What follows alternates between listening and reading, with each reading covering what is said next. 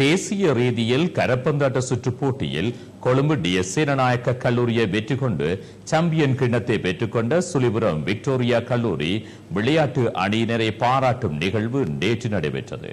14 வயது பிரிவினருக்கு இடையிலான தேசிய மட்ட கரப்பந்தாட்ட போட்டி கொழும்பு பத்திரமுள்ள பொது விளையாட்டு மைதானத்தில் நடைபெற்றது.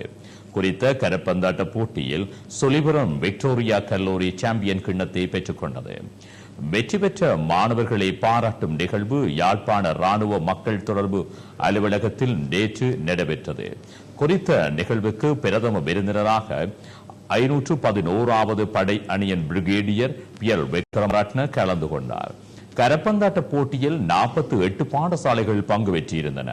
இப்போட்டியில் 14 வயதுக்குட்பட்ட ஆண்கள் பிரிவு போட்டியில் சுழிபுரம் விக்டோரியா கல்லூரி அணியும் கொழும்பு டிஎஸ் சேனநாயக்க கல்லூரி அணியும் இறுதிப் போட்டியில் மோதியதில் இரு அணிகளும் சமநிலையில் இருந்தன.